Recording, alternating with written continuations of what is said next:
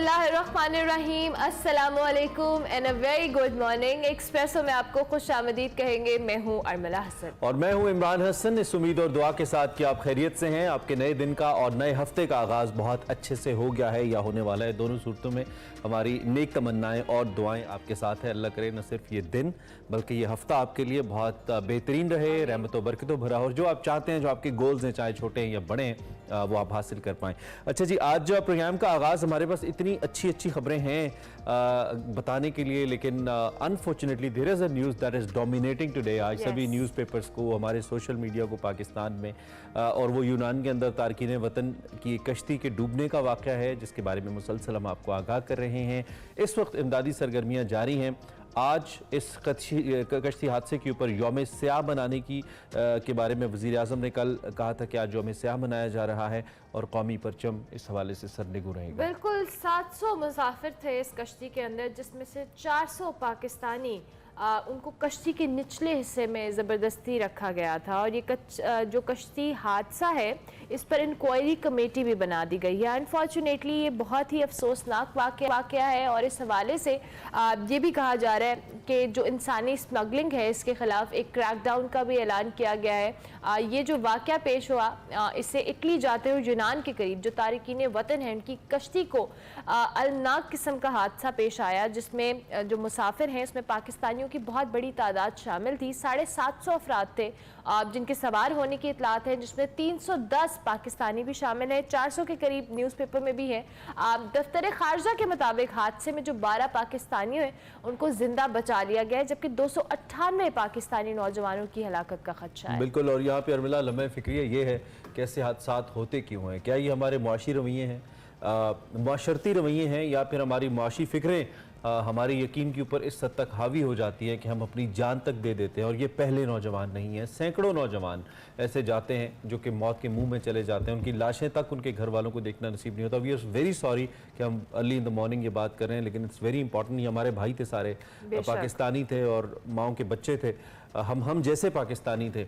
तो बहुत अफसोस है हमें, बहुत दुख है हमें। अल्लाह करे कि कुछ ना कुछ इनके दुखों का मदावा हो। उनकी जान तो वापस नहीं आ सकती, वो शिद्दत तो वापस नहीं आ सकती जो मौत के वक्त उन्होंने देखी है, लेकिन शायद मुस्तकबिल में इन जैसी और कई माओं के बच्चे बच सकते हैं अगर इस पर क्रैक डाउन हो। And I believe prime minister साहब, आपने अगर इस पर कहा है कि क्रैक डाउन होगा, बिकॉज अरमला इट्स अ कंप्लीट माफिया। ये एक शख्स की बात नहीं है। ये लोग 2-3 मिलियन रुपए लेते हैं और उसके बाद इंतहाई पुरखतर रास्तों से कोयटा, देन ईरान, टर्की, इस पूरे बॉर्डर से लेके जाते हैं और जिन हालात में लेके जाते हैं। और ये जो भी हम न्यूज़पेपर और ये जो भी मामला थे, खबरें आ रही हैं, उसमें जिस तरह से बच्चों को रखा गया है, औरतों को ताले लगा के बंद रखा गया है। और ये भी रिपोर्ट्स हैं कि 6 मुसाफिर जो है वो कश्ती डूबने से पहले प्यास से ही उनकी डेथ हो गई। और रिपोर्टेडली ये कश्ती जो है तकरीबन 3 कुछ घंटे कह रहे हैं, कुछ 7 घंटे कह रहे हैं, ये खड़ी रही। इसका इंजन फेल हुआ। यहाँ पे जो लोग थे उनको बड़ी मुश्किल हालात में रखा गया। सो ये वो तमाम फैमिलीज, पाकिस्तान हो या कहीं से भी हों, जो इस तरह से इलीगली जाने की अपने बच्चों के लिए जो कहने दुआएं करते हैं या कोशिशें करते हैं, प्लीज़ खुदारा इस तरह के जो शॉर्टकट्स कह लें या इस तरह के रास्तों से अपने बच्चों को भेजना, इन माफियाज के हाथों में अपने बच्चों को देना, ये आपको क्या पता कि आपने तो बेचारे को किसी रोजी रोटी की नीयत से भेजा होगा, लेकिन उसकी आपको मैयत भी देखना अल्लाह ना करे नसीब ना हो। तो ये कितनी अफसोसनाक बात है। हमारे इदारों को बहुत इस पे स्ट्रॉन्ग एक्शन लेने की जरूरत है। और मेरे ख्याल में कोई वजह नहीं है कि ये ना पकड़े जाएंगे, इजीली पकड़े जाएंगे जो लोग ये सारी कम्युनिकेशन कर रहे थे जाने से पहले, जो पैसे ले रहे थे, पैसे ट्रांसफर हुए होंगे, तो इसको जरूर करना चाहिए फॉलो। हमारा अफसोस, दिल से अफसोस है सभी उन फैमिली से, पूरे पाकिस्तान से, और उम्मीद करते हैं कि आइंदा इसका कला कमा होगा। हम इन डिटेल्स बात करेंगे, इनफैक्ट आगे जाके अपने कॉरेस्पॉन्डेंट से भी बात करेंगे और आपको बताएंगे कि इस पर ताज़ा तरीन डेवलपमेंट क्या है। बहरहाल कौमी परचम सरनिगू है और आपसे गुजारिश है डियर व्यूवर्स कि आप दुआ में याद रखें उन सभी फैमिलीज़ को जो कि इस वक्त इस हादसे से गुजरी है, जो कि बहुत सारी तो लाशें मिल भी नहीं है और 10 लाशें ऐसी हैं जो नाकाबिल शनाख्त हैं, पानी की वजह से ऐसी खबरें भी आ रही हैं। तो खैर जनाब, ये तो है। दूसरी जानिब आगे बढ़ते हैं। एक अच्छी खबर बरकत भरी वो भी आ रही है, वो ज़िलहज के हवाले से। सऊदी अरब अरब में ज़िल-हज का चांद नज़र आ गया जी माशाल्लाह। पाकिस्तान में आज देखा जाना है, उम्मीद कर सकते हैं हम कि आज शायद यहाँ पे भी नज़र आ जाए। लंदन के हवाले से खबरें आ रही है कि वहाँ पे इस बार भी 2 ईदें हैं। जो सेंट्रल मस्जिद है लंदन की, उसने 28 और कुछ जगहों पे 29 को ईद होगी। सो ये बड़ी दिलचस्प है। हमें London is turning into Peshawar ऐसा लगता है। आप पाकिस्तान की बात ही करें, पाकिस्तान में भी इतनी दफा ईदें होती है। तो लेट्स होप जी अल्लाह ताला ईद हम सबके लिए मुबारक करे। उससे पहले जो हज का जो एक मामला है, ऑब्वियसली बहुत सारे हजाज जो हैं वो इस वक्त हज की फ़राइज़ की अदायगी के लिए, हज के फ़र्ज़ की अदायगी के लिए सऊदी अरब में मौजूद हैं। अल्लाह ताला उनको भी हिम्मत और हौसला दे और वो बेहतरीन तौर पे इस फरीज़े को सर अंजाम दे सकें। बिल्कुल, जिस पे हम आपको आगाह करते रहेंगे और साथ साथ आपको विद द टाइम, अब चूंकि कुर्बानी की ईद करीब आ रही है तो अब मंडियों शंडियों का अहवाल भी आपको ऑनवर्ड्स देना शुरू कर देंगे हम कि क्या सूरत हाल है। पैसे अगर आपने जमा किए हुए जानवर लेने के लिए तो आपको बताएंगे कि किस किस्म की बिजलियां गिरने वाली है आपके ऊपर। खैर जनाब, दूसरी जानिब आज पंजाब का बजट भी पेश हो रहा है। तकरीबन 1367 अरब रुपए का बजट एक्सपेक्टेड है कि वो पेश किया जाएगा और 1 से 16 ग्रेड के जो मुलाजमीन हैं इनकी तनख्वाहें बढ़ने का भी इम्कान है। And the another story is about Sindh Karachi, जहाँ पे मेयर और डिप्टी मेयर आज हलफ उठाएंगे। आपको हमने बताया था ये तकरीबन शाम 5 बजे पोलो ग्राउंड में होगी। इस पे क्या अपडेट्स है ये भी हमारे प्रोग्राम में इन डिटेल हम शामिल करेंगे। So we have a lot to share with you. आगे बढ़ते हैं जी और अभी आपको बताते हैं आज की बड़ी खबर।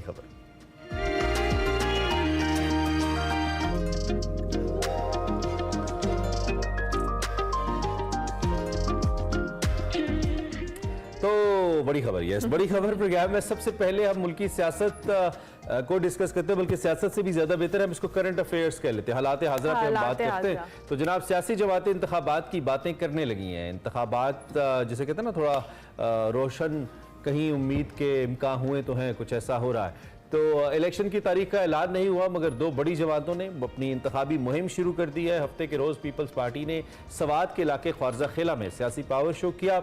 बिलावल भुट्टो ने जज्बाती अंदाज में पीपल्स पार्टी को की नुमाइंदगी करते हुए पाकिस्तान तहरीक इंसाफ को ललकारा और वाजे किया कि 9 मई के मास्टरमाइंड और सहूलतकारों को हरगिज माफ नहीं करेंगे। इसके साथ साथ उन्होंने बजट को लेकर नून लीग पर भी खूब चढ़ाई की। आई मीन अपनी हुकूमत जिसका बिलावल भुट्टो जरदारी हिस्सा है, जिसके वो वजीर खारजा हैं, उस पर उन्होंने चढ़ाई कर दी। So anything for elections for my dear politicians.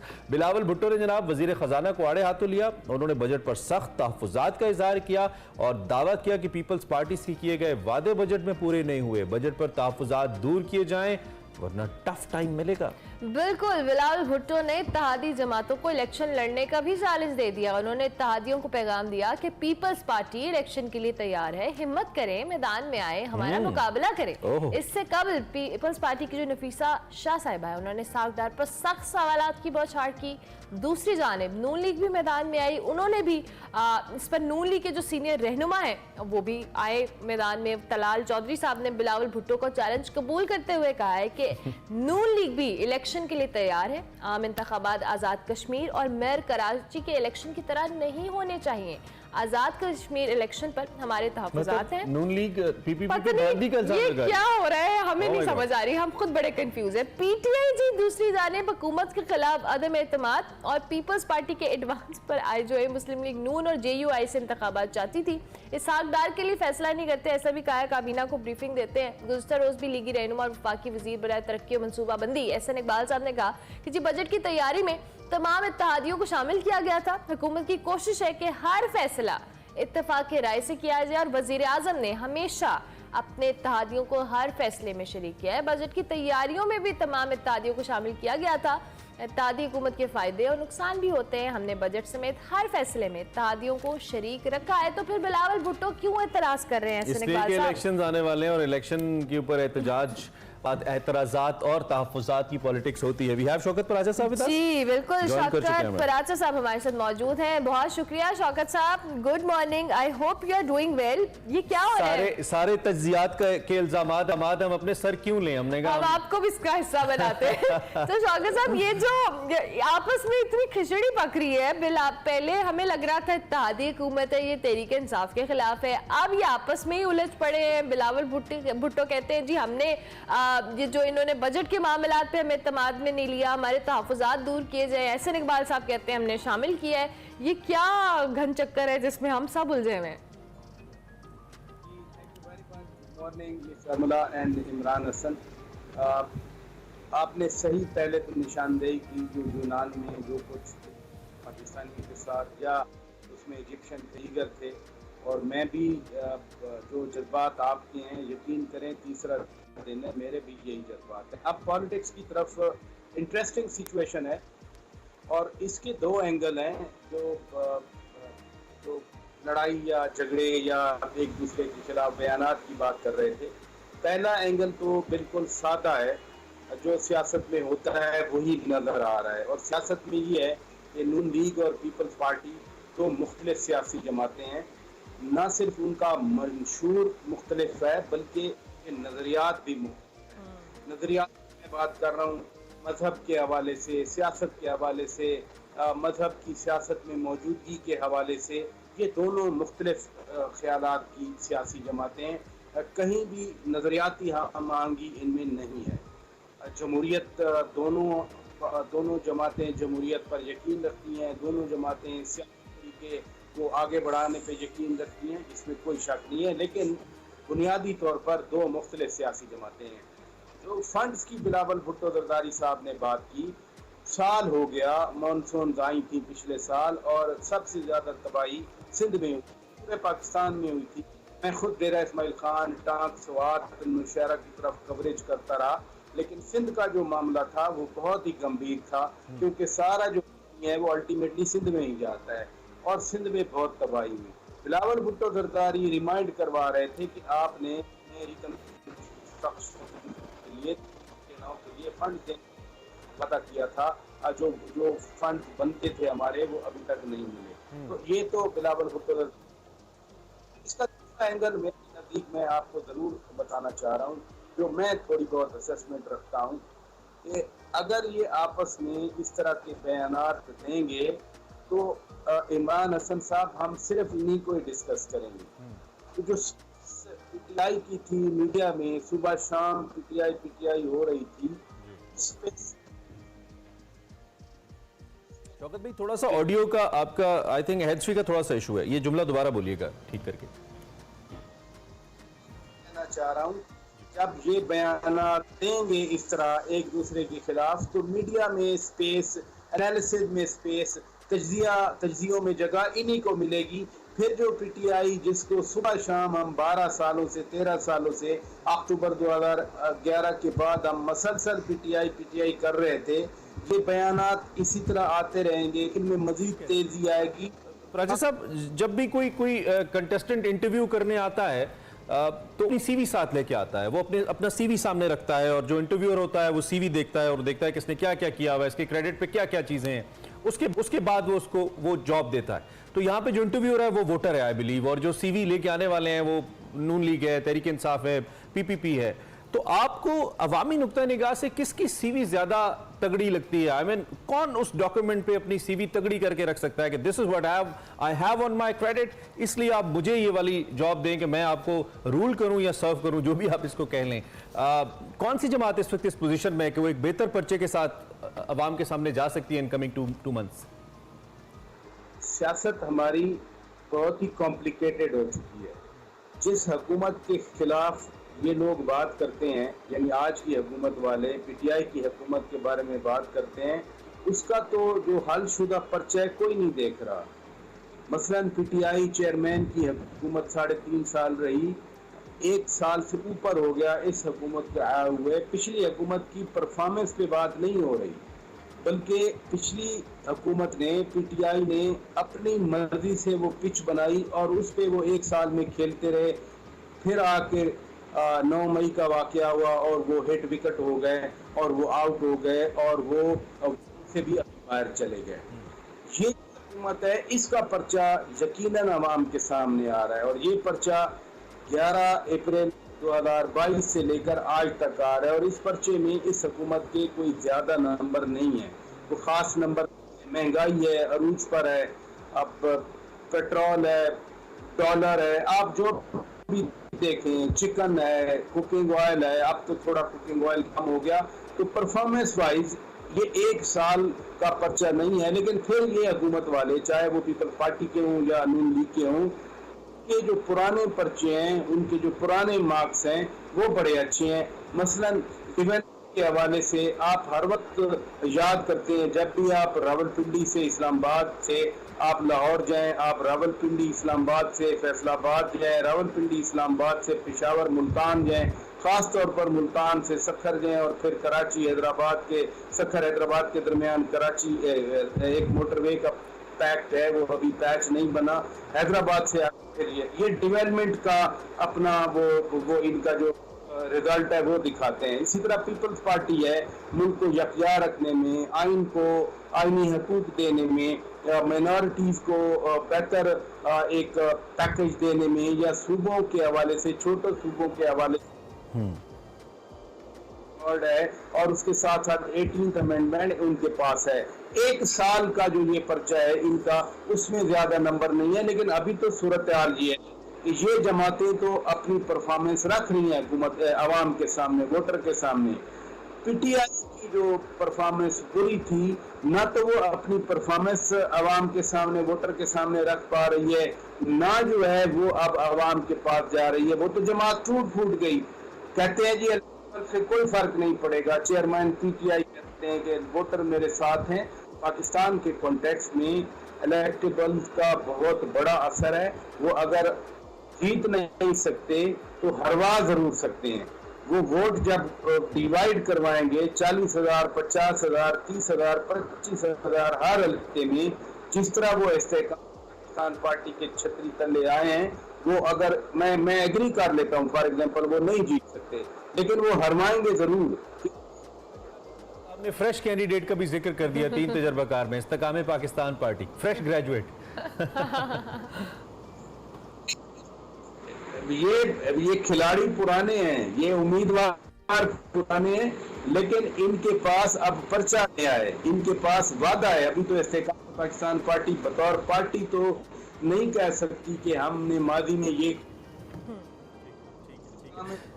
Right. Shaukat साहब, टाइम हमारा खत्म हो गया। थैंक यू वेरी मच, आपने हमें ज्वाइन किया। इस अहम मौजू आपने अपना तज्जिया हमारे सामने रखा। सीनियर सहाफ़ी और तज्जियाकार एंकर पर्सन शौकत पराचा साहब अपनी राय का इजहार कर रहे थे। तीनों कैंडिडेट्स की सीवी उन्होंने कहा अपनी अपनी जगह पे ठीक है। तहरीक इंसाफ की सीवी को थोड़ा सा कमज़ोर करार दिया उन्होंने, और साथ उन्होंने कहा कि इस्तेहकाम पाकिस्तान की जो सीवी है वो खिलाड़ी पुराने हैं, लेकिन ये खेल जो अभी जिसमें वो हुए हैं एज पार्टी, ये नया है उनके लिए। देखते हैं क्या रिजल्ट आते हैं। इलेक्शन सर पे है, सो अब इसके ऊपर तबसरे हमारे जारी रहेंगे। अच्छा, इससे पहले कि हम ब्रेक पे जाएं, ये आजकल एक है ना की एक हर जगह हम देख रहे हैं, हमें सोशल मीडिया पे भी ट्रेंड करता नजर आया। So do you actually know what this है ना? मुझे नहीं पता, हर जगह है ना हो रही है, और ट्विटर पे तो टॉप ट्रेंड भी चल रहा है। ये है क्या भाई? ये जबरदस्त बात है। यही तो हमने कहा कि हम भी थोड़े we were feeling kind of tricky, समझ ही नहीं आ रही कि ये है क्या। तो आप लोगों ने भी डियर व्यूअर्स अगर देखा है, यकीनी तौर पे देखा होगा, क्योंकि हम सब सोशल मीडिया यूज करते हैं, तो दिखा देते हैं ना ये है क्या। दिखाइए जी जरा।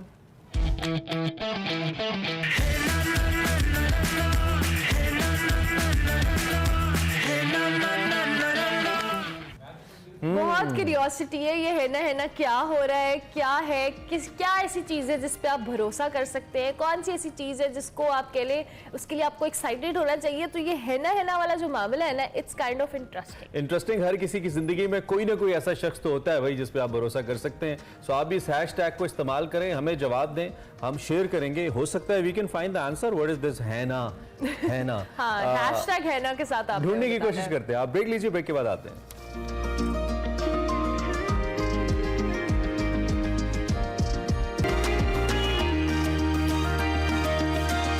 Welcome back to Expresso. अब आपको दिखाते हैं हमारा सेगमेंट मेरा पाकिस्तान, जिसमें आज आपको पाकिस्तान का पहला विंटरलैंड दिखाते हैं। भाई, गर्म शहर, लाहौर जैसा गर्म शहर, और वहां पे ठंडक का एहसास कैसे हो रहा है, और वहां पे फन फैक्टर क्या है, आपको फैरा बताएंगे। मेरा Pakistan.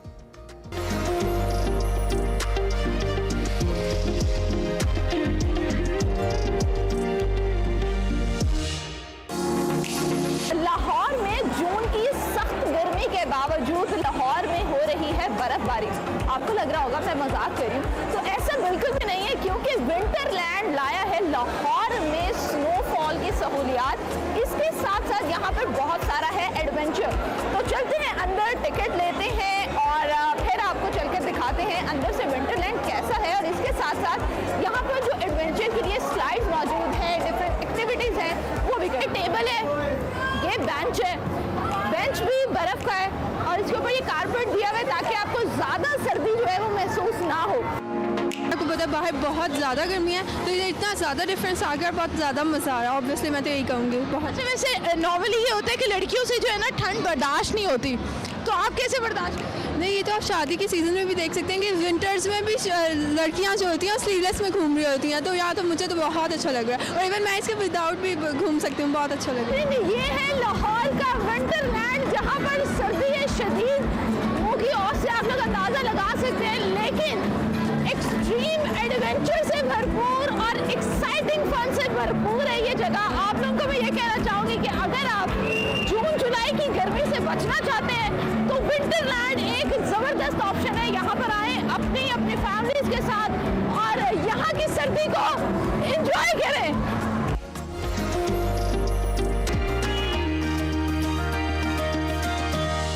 Welcome back to Expresso. अब आगे बढ़ते हुए हमने प्रोग्राम के शुरू में भी जिक्र किया और दोबारा जिक्र करना बहुत ज़रूरी है यूरोप के अंदर पेश आने वाले वाक़े का। यूरोप में बेहतर ज़िंदगी का ख्वाब तकरीबन हर पाकिस्तानी का ही होता है और ये ख्वाब इंसान को ख़तरनाक रास्तों के इंतखाब पर राज़ी कर लेता है। कुछ सुहाने सपने, कुछ लगी लिपटी गुफ्तगू और फिर इंसान राज़ी हो जाता है कि उसको जान की भी परवाह नहीं होती। बीच समंदर कई ऐसे पाकिस्तानी हैं जो ज़िंदगी की बाजी हार जाते हैं। ऐसा ही एक वाक़या कुछ रोज़ कबल हुआ जिसका हमने जिक्र भी किया। ये यूनान के साहिल के करीब ये वाक़या पेश आया जहाँ लीबिया से इटली जाते हुए एक कश्ती थी जिसके अंदर सैकड़ों मुसाफिर सवार थे, अलमनाक हादसे का शिकार हुई और 750 अफराद के सवार होने की इत्तलात हैं, जिसमें रिपोर्टेडली 310 पाकिस्तानी भी शामिल हैं। दफ्तर खारजा के मुताबिक हादसे में 12 पाकिस्तानियों को जिंदा बचा लिया गया है, लेकिन बाकी 290 के हवाले से क्या रिपोर्ट्स हैं अभी इस पे कुछ नहीं कहा जा सकता। कुछ हतमी रिपोर्ट्स नहीं है, जबकि 298 पाकिस्तानी नौजवानों की हलाकत के खदशे के हवाले से भी हमने बात की। हादसे का जो शिकार होने वाले नौजवान थे उनकी बड़ी तादाद की जो ताल्लुक था वो आज़ाद कश्मीर से बताया जा रहा है। कोटली के इलाके से तकरीबन 27 जो नौजवान थे वो भी कोई रट्टा का इलाका जो है किस्मत कश्ती में सवार थे और मंडी बहाउद्दीन से 6, सियालकोट से 3, वजीराबाद से 3 और गुजरात से 11 नौजवान भी लापता होने वालों में शामिल हैं। ऑब्वियसली जो लोग अभी लापता हैं उनके जो घर वालों पे एक अजियत गुजर रही है वो तो हम बयान ही नहीं कर सकते। ये जो गैर कानूनी तौर पर यूरोप जाने वाली कश्तियों में समंदर में उलटने से बड़ी तादाद में हलाकतों के बाद जो इंसानी स्मगलर्स हैं उनके खिलाफ जो घेरा है वो तंग करना शुरू कर दिया है और आज़ाद कश्मीर पुलिस ने कार्रवाई करते हुए 9 एजेंट्स और सहूलतकारों को गिरफ्तार किया है। वज़ीर आज़म शहबाज शरीफ साहब ने भी इस स्मगलिंग के खिलाफ फौरी क्रैकडाउन का हुक्म दिया है। ताज़ा तरीन सूरत हाल क्या है जी, और रिपोर्टेडली जो इतलात आ रही हैं दफ्तर खारजा से भी, क्योंकि कुछ फैक्ट्स हैं जो हमें बेहतर तौर पर हमारे कॉरेस्पॉन्डेंट ही बता सकते हैं। खालिद महमूद हमारे साथ मौजूद हैं। बहुत शुक्रिया खालिद साहब। बड़ा अफसोसनाक वाक़या है और इस हवाले से हम मुख्तलिफ खबरें देख रहे हैं। क्या फैक्ट्स एंड फिगर्स हैं जो रिसेंटली आप तक पहुँचे हैं और जो फैमिलीज़ हैं उनको क्या इतलात दी जा रही हैं, जो लोग लापता हैं उनके हवाले से क्या अपडेट्स हैं? देखिए, ये 14 जून को बहुत अफसोसनाक वाक़या पेश आया था।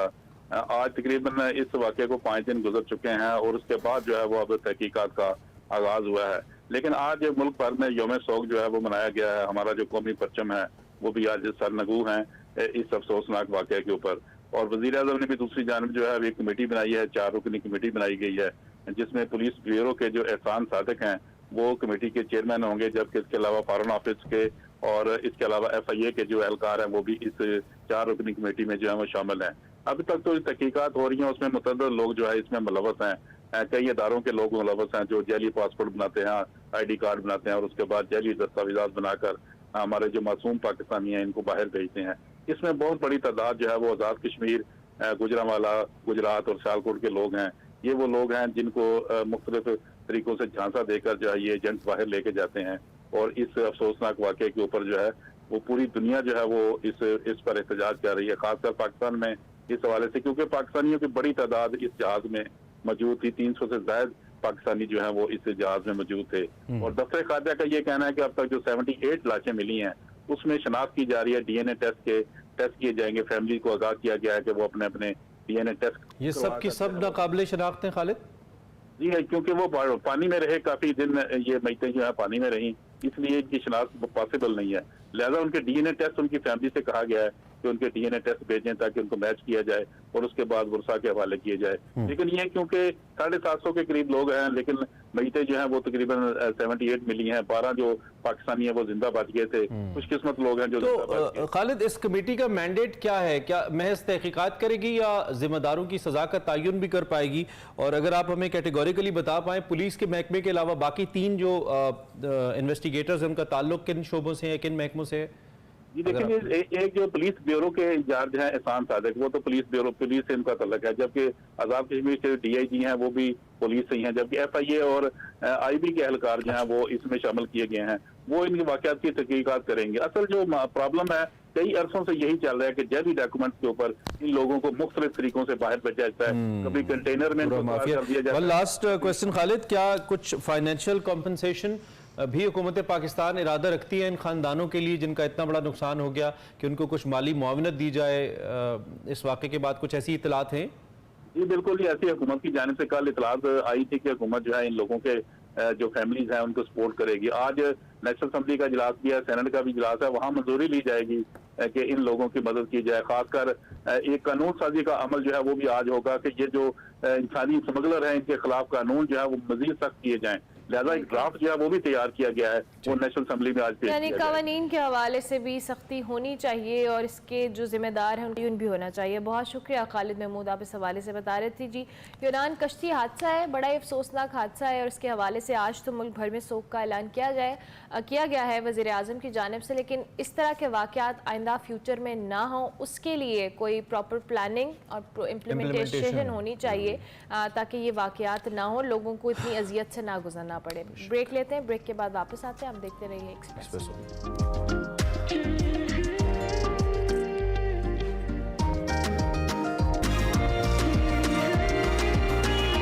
Welcome back to Expresso. Program के दूसरे हिस्से में आपको खुशामदीद कहेंगे। Mug of tea full of chai, yes, brand new.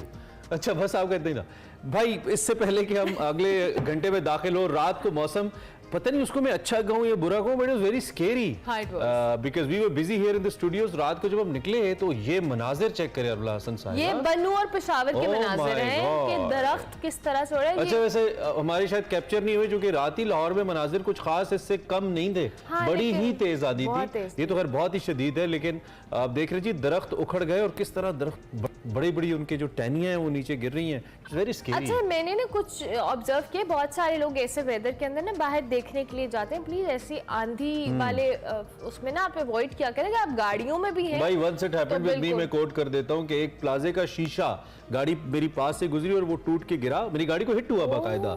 तो ये हो सकता है, जो शीशे लगे होते हैं या बिलबोर्ड्स गिर सकते हैं, तो ये बड़ा आपके लिए डैमेजिंग हो सकता है। बहरहाल KP में जो तूफानी हवाएं हैं और मूसलाधार बारिशें हैं वो तबाही लेकर आई हैं और 5 अफराद बाय द वे जहां बग भी हुए हैं और लाहौर के हवाले से भी। हाँ, और लाहौर के बारे में भी रात को एक खबर चल रही थी, आई एम नॉट श्योर, लेकिन मैंने एक मीडिया चैनल पे देखा था कि एक खातून के जहां बग होने की इत्तला थी जौहर के इलाके में दीवार गिरने से। और इस तरह के कई वाकयात होते हैं जो कि घरों की दीवारें, जिन लोगों के कच्चे मकान होते हैं उनको सबसे ज्यादा मुश्किल होती है। और जब दरख्त होते हैं और हमारे शहरों के अंदर इस अर्बनाइजेशन में वो जो बिलबोर्ड्स का एक फैक्टर है, बहुत सारी ऐसी चीज़ें हैं जो ज़रूरी भी हैं या गैर ज़रूरी हैं। अब ये तो इस पर हम कमेंट नहीं कर सकते, लेकिन वो ऑब्वियसली रोड्स में मौजूद होती हैं, लोग गाड़ियों में जा रहे होते हैं और इस तरह के हवा से या आंधी से वो चीजें खुदा ना खास्ता आपको हिट कर सकती हैं। तो गैर जरूरी तौर पे जी आप घर से निकलने से अवॉइड क्या करें ऐसे वेदर के अंदर। हमारी तो चूंकि मजबूरी थी, लोग कहते हैं आप क्या कर रहे हैं। हाँ, हमारी मजबूरी थी, हम काम कर रहे थे, अदरवाइज हमें बिल्कुल ऐसी कोई एक्साइटमेंट नहीं होती ऐसे वेदर नहीं होना चाहिए। असल लोग बाहर निकल आते हैं और फैमिलीज को भी ले आते हैं जी बाहर देखें अच्छे मौसम में जरूर जाएं, लेकिन ये तूफानी मौसम में जरा अवॉइड करना चाहिए। खैर, लाहौर का हमने जिक्र किया, KP के तकरीबन सभी इलाकों में, और जैसा कि जौहर में मैंने कहा, I just got to know कि इट्स अ कंफर्म न्यूज, रात को एक खातून जाँ बहक हुई हैं और 2 बच्चियों समेत 5 अफराद जख्मी भी हुए। जौहर टाउन लाहौर की हम बात करें और ये वाकई एक दीवार गिरने के नतीजे में रिपोर्टेडली पेश आया है। सो अली जी, मजीद नुकसान की इतलात ना आए और मौसम की जैसे तब्दीली हो रही है, I think we should be prepared for any such thing. जैसे 3 दिन पहले अचानक हम बैठे हुए थे और एक जोल्ट हुआ, अचानक से एक ज़लज़ले का झटका आया, that was like quite strong. तो अल्लाह रहम करे जी, मौसमियाती तब्दीलियों से और कुदरती आफात से अल्लाह महफूज रखे। प्रोग्राम का दूसरा घंटा तो खैर शुरू हो ही चुका है, बाकायदा आगाज सेगमेंट से करते हैं। सेगमेंट है हमारा निकले तेरी तलाश में। रजियन, हम अदब की बात कर रहे हैं कि उससे हम कितना दूर हैं इस निसाब से और इसका फासला क्यों है हमसे। मुस्तरसन हुसैन तारड़ साहब और वकार साहब इसी पे बात करें, आपको दिखाते हैं। अस्सलाम वालेकुम नाज़रीन, मैं वक़ार अहमद और आप देख रहे हैं निकले तेरी तलाश में। आलमी अदब की जब भी हम बात करें तो आलमी अदब में रूसी अदब का जो कद है वो बहुत नुमाया नज़र आता है, और रूसी अदब में भी जो नावल की सिनफ है वो कमाल है। आप टॉल्स्टॉय को देख लें, आप मैक्सिम गोर्की को देख लें, आप दास्तोवस्की को देख लें, बहुत बड़ा बड़ा राइटर, और उन्होंने जो लिखा, उन्होंने जो नावल लिखे उसमें से बहुत बड़े बड़े आइडियाज़ बरामद हुए। लेकिन बदकिस्मती से रूसी अदब जो है वो हमारे निसाब का उस तरह से हिस्सा नहीं बन सका। इसकी कई बैनुल-अक़वामी सियासी वजूहात हैं, लेकिन इसका क्या नुकसान हुआ? क्योंकि दूसरी तरफ हम देखते हैं कि हमारे यहाँ जो अंग्रेज़ी अदब पढ़ाया जाता है, या हमारे यहाँ जो उमूमी तौर पे मास्टर लेवल तक भी लिटरेचर पढ़ाया जाता है, उसमें जो गालिब है वो वेस्ट का लिटरेचर है। और वेस्ट जो है उससे हमारा जो फासला है वो सकाफ़ती हवाले से भी और जोग्राफियाई हवाले से भी वो इस कदर ज़्यादा है कि हमारा जो बच्चा है या हमारा जो स्टूडेंट है वो जब वो लिटरेचर पढ़ता है तो हो सकता है कि उस लतीफ़े को जो को क्रैक ही ना कर सके। जबकि दूसरी तरफ हम देखते हैं कि निसाब, हमारे निसाब में रूसी अदब उस तरह नहीं रहा। मुस्तनसर हुसैन तार साहब, जिनका रूसी अदब के हवाले से, ओवरऑल आलमी अदब के हवाले से बहुत कुछ उन्होंने पढ़ रखा है, रूसी अदब के बहुत बड़े मद्दाह भी हैं, तो मेरा ख्याल है कि इस सवाल के जवाब उनसे बेहतर कोई नहीं दे सकता। तार साहब, आप समझते हैं कि जो रूसी अदब है, रशियन लिटरेचर, उसका हमारे निसाब में उस तरह से शामिल ना होना, आप समझते हैं कि इससे हमें नुकसान हुआ है? देखिए जी, आप रूसी अदब की बात कर रहे हैं या पाकिस्तानी अदब नहीं है। उसमें आप कोई भी निसाब की किताब देखें, आपको कंटेम्प्रेरी या नियर कंटेम्प्रेरी कोई भी, ना राजेंद्र सिंह बेदी होगा, ना कुरतुल-ऐन हैदर होगी, ना मतलब मुमताज़ मुफ्ती होगा, अशफाक साहब शायद हों, लेकिन अदरवाइज़ वहाँ इस्माइल मेरठी होगा या नज़ीर अकबराबादी होगा, जिनका हमसे कोई ताल्लुक़ नहीं। नहर पे चल रही है पंचक्की, पता नहीं धुनकी, वही पढ़ते आ रहे हैं। रब का शुक्र अदा करो भाई, जिसने हमारी गाय बनाई, वही निसाब चल रहा है। अब मेरा बेटा जो पोता है छोटा, वो आ गया, उसका ख्याल है मैं बहुत उर्दूदान हूँ, तो मुझसे उसने वो अल्लामा इकबाल की एक नज़म थी, वो तो गुजारा हो गया। अब आगे वो जो 4 अनासर बनते हैं मुसलमान, वो जो पूरा 5-6, अब वो मुझे भी आधे नहीं आते थे। अब भाई बच्चे को आप क्या पढ़ा रहे हैं? मसला ये है कि जब मैं चौथी में था तो हमारे निसाब में शामिल था लाहौर से लेकर पिंडी तक जितने स्टेशन हैं उनके नाम, उसके साथ थोड़ी सी हिस्ट्री, दुआबे कितने हैं, नहरें कितनी हैं, नहरों में से निकलने वाले छोटे जो होते हैं सूए वो कितने हैं, फसलें कौन सी हैं। ये था पाकिस्तानी निसाब। पाकिस्तानी जो अब पढ़ाया जा रहा है उसमें पाकिस्तान है ही नहीं। कहाँ है बलूचिस्तान उसमें, ये फ्रंटियर कहाँ है, ये नॉर्थ कहाँ है, आपको पता नहीं क्या कुछ जिन्नाती लोग बैठे होते हैं। मैंने वही एक किताब पढ़ी इसके निसाब की, 7वीं 8वीं, उसमें हमारे नॉर्थ के बारे में भी था, लेकिन वो अजीब को जौल कबाट सा बंदा था, उसने वो फैक्ट्स एंड फिगर जमा करके ये वो, लेकिन वो कमी जो है, मैं इसीलिए कहता हूँ कि हमें अपने इल्म ही नहीं है, हमें अमेरिकन जो है शायरों का पता है, हमें अपने पाकिस्तानी शायरों का नहीं पता, निसाब में नहीं पढ़ाया जाता। एक आ जाता मुतालिया पाकिस्तान और समथिंग, उसमें इधर उधर के मिक्सचर सारे वो पढ़ाए जाते हैं। ये नहीं बताया जाता कि ये जो शहर आप रह रहे हैं इसमें क्या है। जिस तरह शमशाल की मैं हमेशा मिसाल देता हूँ, छोटा सा स्कूल है, बच्चे बैठे हुए, उनको पता है कि हमारी चोटियों का क्या नाम, कितनी बुलंदी है, यहाँ कौन कौन सी जड़ी बूटियाँ पाई जाती हैं, परिंदे कौन से जाते हैं, उनके पर जमा कर रहे हैं। हमारे यहाँ अपने एनवायरनमेंट का पता ही नहीं कि हम कहाँ रहते हैं।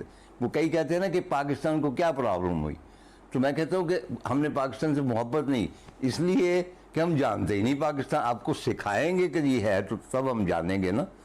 तो इसलिए वो निसाब की जो बात आप छोड़ दें, उसमें मतलब कोई कहानी नहीं है, कंटेम्प्रेरी कोई नहीं है, शायरी कंटेम्प्रेरी कोई नहीं है, पुराना अदब जो भी है ठीक है, आप अल्लामा इकबाल पढ़ाएं, वो नेशनल पोइट है, लेकिन उनकी भी इतनी खूबसूरत नज़में जो सादा है वो पढ़ाई जा सकती हैं। नहीं, वहाँ पे कोई बैठे होंगे बहुत मुदब्बर आदमी के, नहीं, उनको इकबाल के शाहीन के बारे में बताना है, खुदी के बारे में, वो बच्चे हैं भाई, उनको बाद में बता लेना। चुनांचे सारा जो निसाब है उसको करना मतलब कि रिवाइज़ करने की ज़रूरत है। मैं ये नहीं कहता कि मुझे उसमें रखें, लेकिन यहाँ पे ऐसे ऐसे दानिश्वर हैं जिन्होंने जब ये मीनार पाकिस्तान बना है तो इसको आपको पता है कि इसको यादगार पाकिस्तान का नाम दिया गया था। यादगार पाकिस्तान, यानी मेरे जैसे बेवकूफ़ ने कहा कि हजूर यादगार तो जो ख़त्म हो जाती, अब भी रेलवे स्टेशन पे एक बोर्ड लगा वो यादगार। हम तो इतने इंटेलिजेंट हैं कि हमें खुद पता नहीं कि इस लफ्ज़ का क्या मतलब है और बच्चे पे उसके क्या असरात मुरतब हो रहे हैं।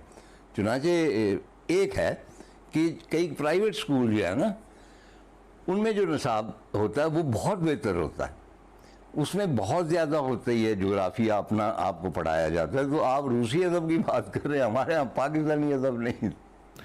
बहुत शुक्रिया तार साहब। नाज़रीन, बात यह है कि तार साहब जब भी स्टूडियो तशरीफ़ लाते हैं कारवां सराय की रिकॉर्डिंग के लिए, तो हम उनसे बहुत सारे ऐसे सवाल पूछते हैं। कई दफ़ा पौधों के हवाले से पूछते हैं, कई दफ़ा दरख्तों के हवाले से पूछते हैं, कई दफ़ा मुहावरों के हवाले से पूछते हैं। लेकिन जब हम उनसे अमलताज से लेके मुख्तलिफ इस तरह के सवाल पूछते हैं कि फ़लाँ जो फूल होता है या फ़लाँ इस तरह का जो दरख्त है उसका नाम क्या है, तो उस वक्त हमें ये एहसास हो रहा होता है कि शायद ये तमाम चीज़ें तुम्हारे निसाब में होनी चाहिए थी। हमारे लाहौर का या कराची का या किसी भी शहर का बच्चा जो है उसके इर्द गिर्द जो भी दरख्त पाए जाते हैं उसको तो अजबर होने चाहिए थे। लेकिन और ऐसा भी नहीं है कि हमारे निसाब में ये नहीं था। 30, 40 या 50 साल पहले का जो निसाब था उसमें यही ज़मीन थी, यही पाकिस्तान था। उसके बाद आज फिर जिस तरह तार साहब ने कहा है कि एक मजमून मुताला पाकिस्तान नाम का है, लेकिन शायद उसमें पाकिस्तान उस तरह से नहीं है और ये बड़ी बदकिस्मती है। मेन स्ट्रीम मीडिया पे कई ऐसे आपने लतीफ़े सुने होंगे कि जब कोई एंकर किसी से पूछता है कि K2 कहाँ है और वो जवाब उसको मिलता है कि मरी से थोड़ा सा आगे है, तो बैक वक्त ये हंसने का मकाम भी है लेकिन ये रोने का मकाम भी है कि हम अपने ही मुल्क का जोग्राफिया नहीं पढ़ा सके और ये इंतहाई अफसोसनाक है। देखते रहिए निकले तेरी तलाश।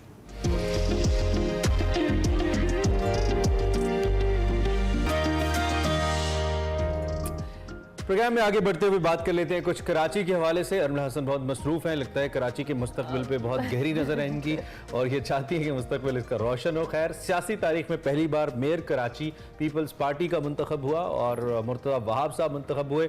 इसके दौरान कराची की सियासत में शदीद तलातुम देखने में आया है। मेयर कराची के लिए पीपल्स पार्टी का देरीना ख्वाब तो अरमला हसन पूरा हुआ है, लेकिन अब ये जिम्मेदारी किस हद तक पीपल्स पार्टी निभाती है, that is still question.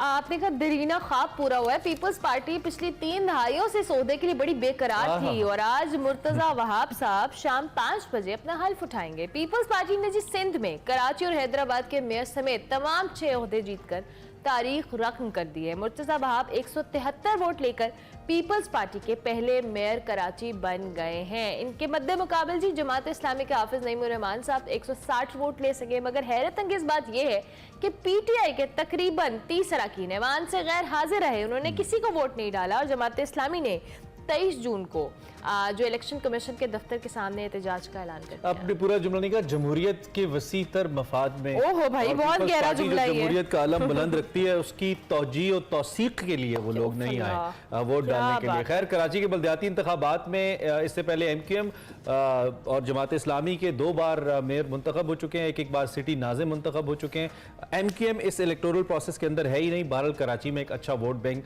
MQM का और एक वक्त में तो बहुत बड़ा वोट बैंक मौजूद भी रहा है। पहले जमात इस्लामी के नेमतुल्लाह खान साहब, फिर मुस्तफ़ा कमाल साहब सिटी नाज़िम बने। नेमतुल्लाह खान साहब ने बड़ा अच्छा सिटी को प्लान किया, कुछ मंसूबों को, एंड देन मुस्तफ़ा कमाल साहब ने अच्छा एग्जीक्यूट किया। And that was the time जब कराची सिटी के फंड्स भी बड़े ज़बरदस्त थे फेडरल गवर्नमेंट की तरफ से। फिर आई थिंक 18th अमेंडमेंट के बाद कुछ चीज़ें मुख्तलिफ होती चली गई। खैर, मुर्तज़ा वहाब के लिए as a young comparatively young leader वो कैसे कर पाएंगे और फिर क्या ये जो पीपल्स पार्टी और जमात इस्लामी के दरमियान एक आई कॉल इट फड्डा हुआ है इस मामले पे, क्या ये सेटल हो पाएगा? बिकॉज 2 बड़े शहर हैं कराची और हैदराबाद। मेयरशिप पीपल्स पार्टी के पास है, ऊपर के सारे फंड्स पीपल्स पार्टी के पास हैं। तो देखते हैं कि वो कैसे एग्जीक्यूट कर पाएंगे। इसी हवाले से बात करते हैं। फैसल साहब हमारे साथ मौजूद हैं, ब्यूरो चीफ कराची हैं। फैसल साहब, thank you very much. Karachi की जो सियासी तारीख कह लें, इसमें पहली बार मेयर कराची जो है वो पीपल्स पार्टी के हैं और मुर्तज़ा वहाब जो है मुंतखब हुए हैं। किस तरह से देख रहे हैं? वैसे तो कराची में मेयर जब भी कोई मुंतखब होता है उसके इख्तियारात का बहुत रौला रहता है, तो इस बार आप क्या समझ रहे हैं, किस तरह के चैलेंजेस हैं? और पीपल्स पार्टी की जो बड़ी ख्वाहिश थी कि उनका मेयर कराची आए तो वो आ गया, आप किस तरह से हैंडल करेंगे ये सिचुएशन को?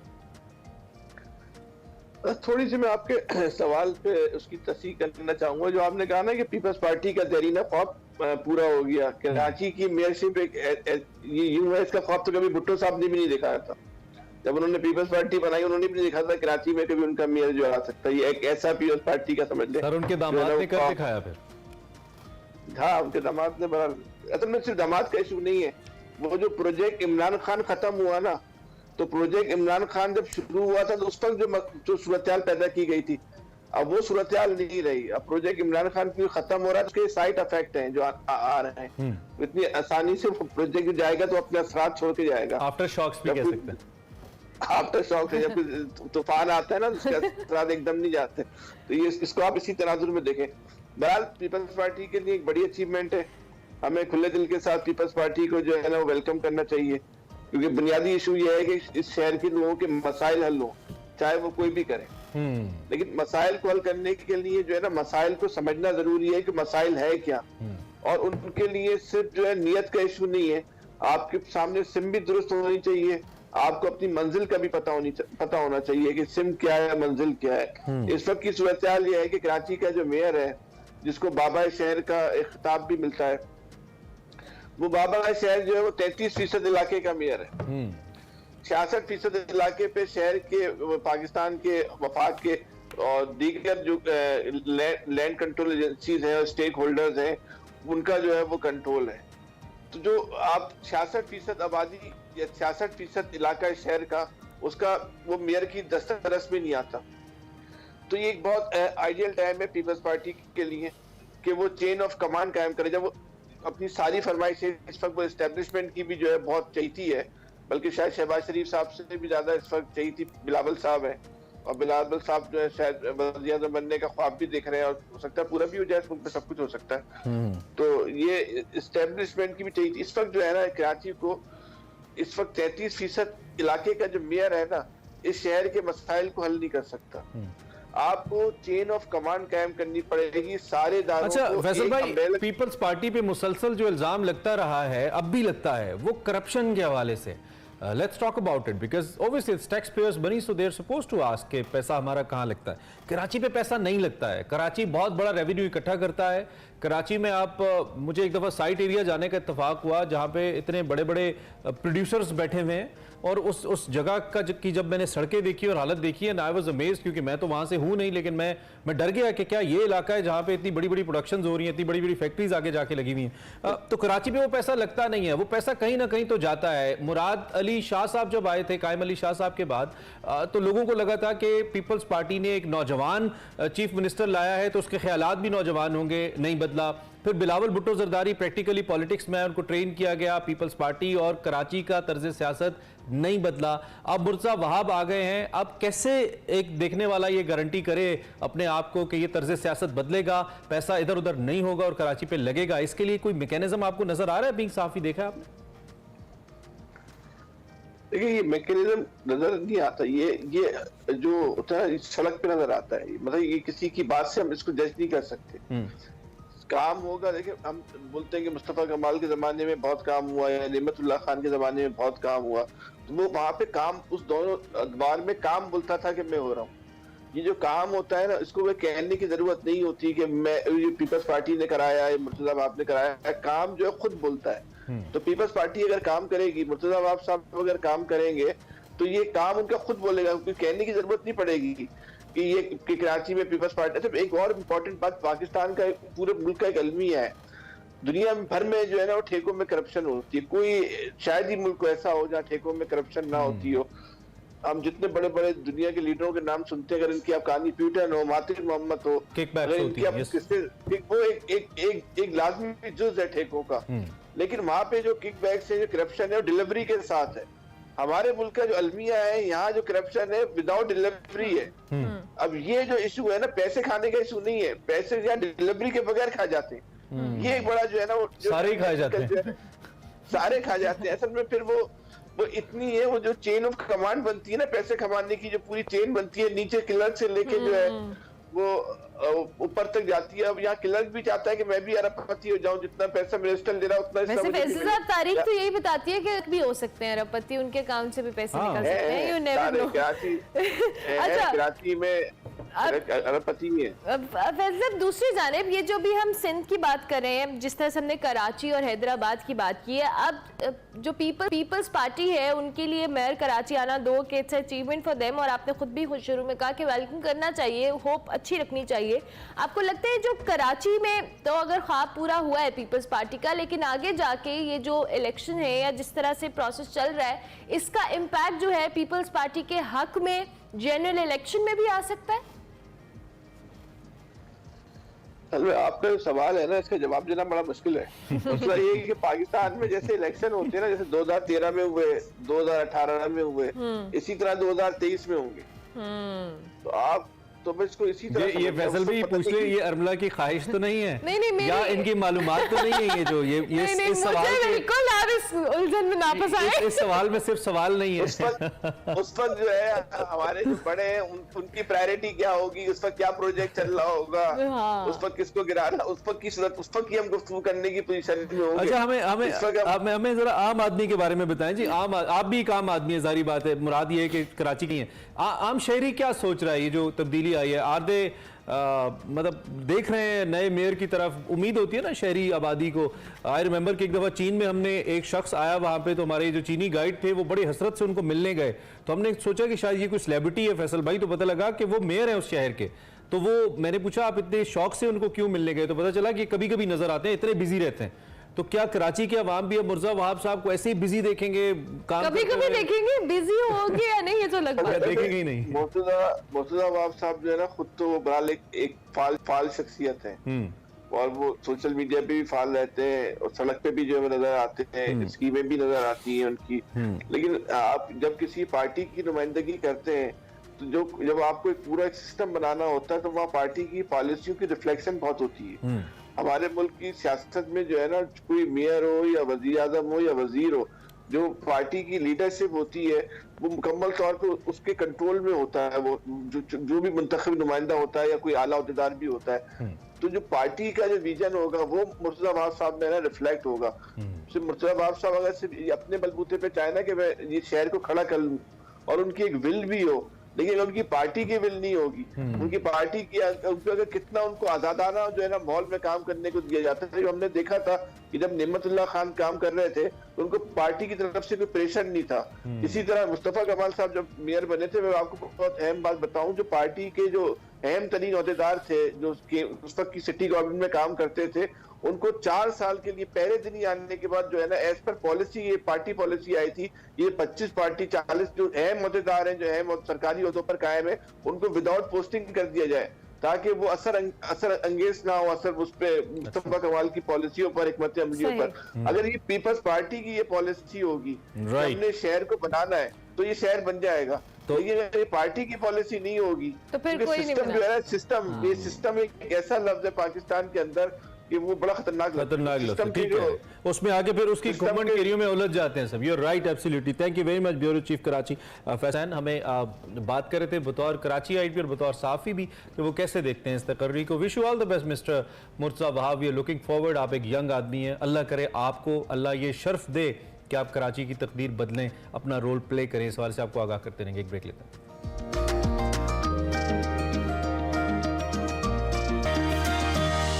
Welcome back to Expresso. ये पिछली दफा की भी कसर आपने मैंने पूरी कर दी है।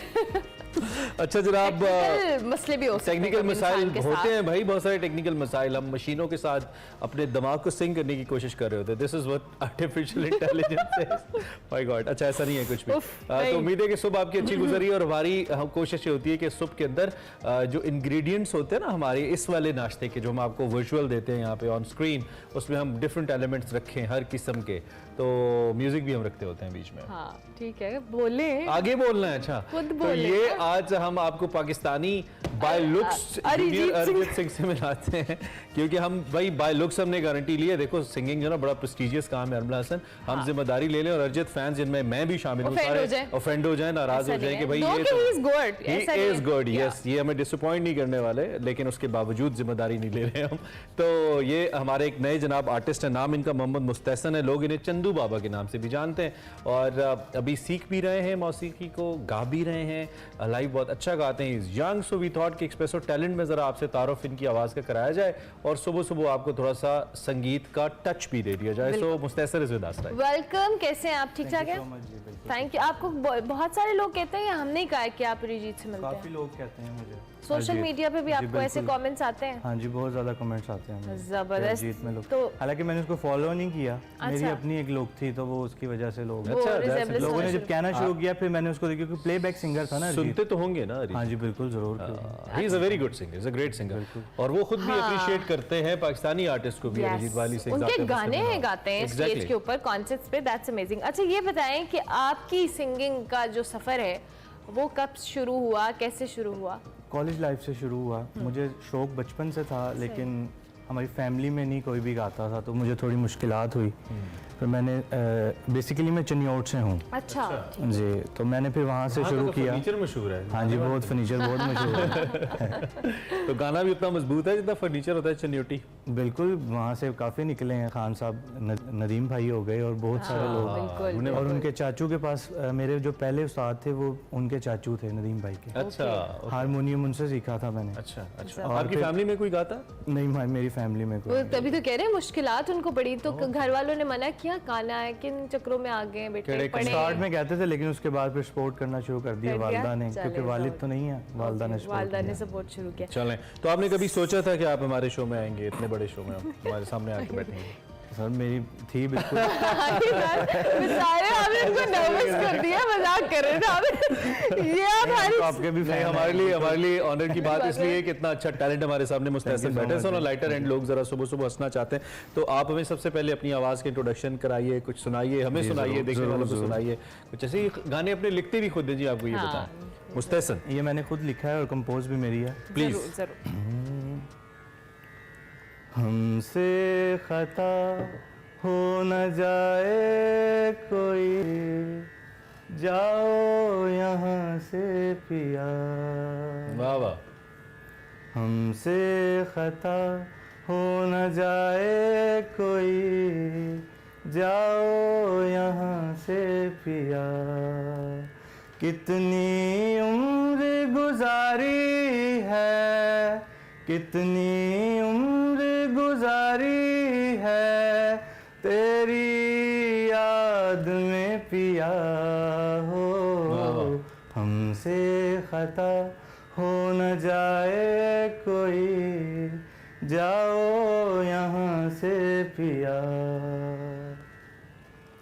तेरे बिना मैं न रह सकूँगा, कैसे बताऊं तुम्हें, कितना छुपा है प्यार इस दिल में, कैसे दिखाऊं तुम्हें, कैसे दिखाऊं तुम्हें।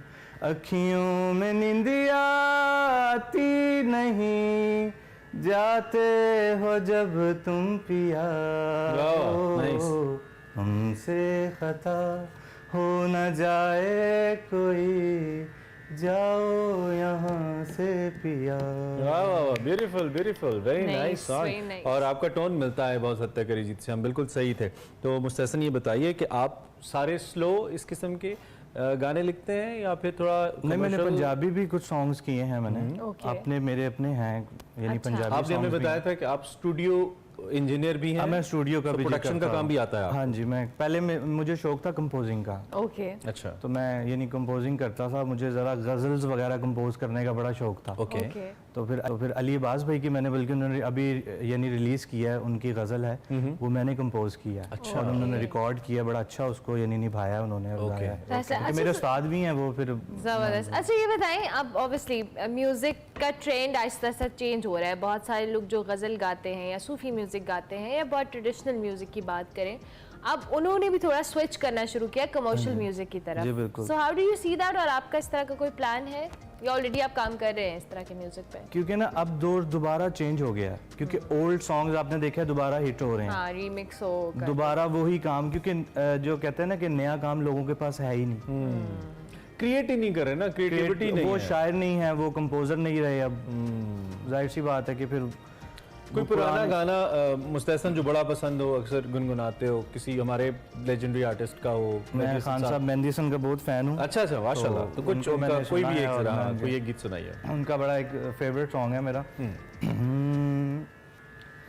तुझे प्यार करते करते मेरी उम्र बीत जाए, वाह वाह। तुझे प्यार करते करते मेरी उम्र बीत जाए, मुझे मौत भी जो आए तेरे बाजू में आए, तुझे प्यार करते करते मेरी उम्र बीत जाए। ब्यूटीफुल।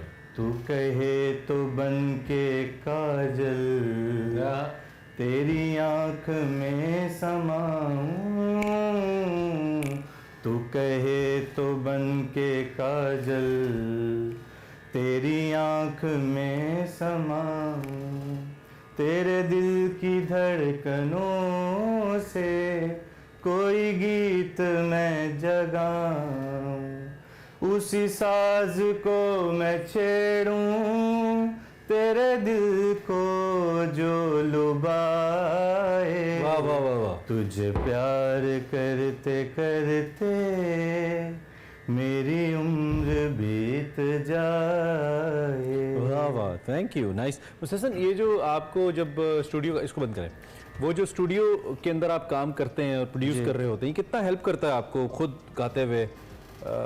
स्केल्स वगैरह देखने में या टेम्पो वगैरह देखने में हेल्प करता है आपको एज हाँ जी प्रोड्यूसर? बिल्कुल। बेसिकली जब आर्टिस्ट का वोकल लेते हैं ना, उस टाइम हमें बहुत कुछ सीखने को मिलता है वहाँ से।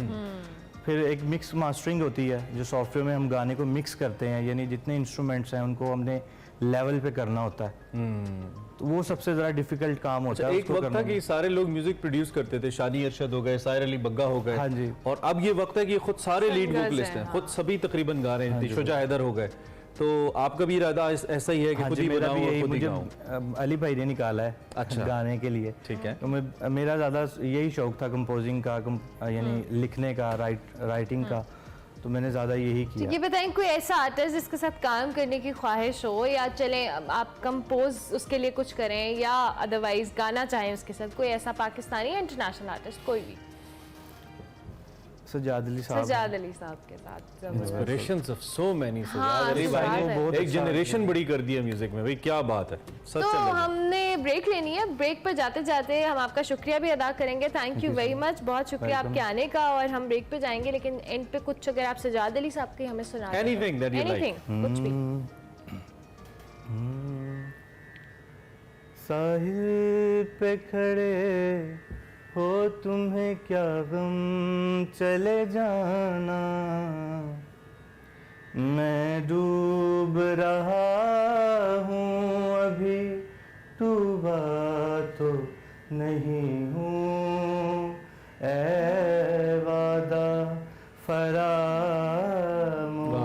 में तुझ सा तो नहीं हूँ, हर जुल्म तेरा याद है भूला तो नहीं हूँ।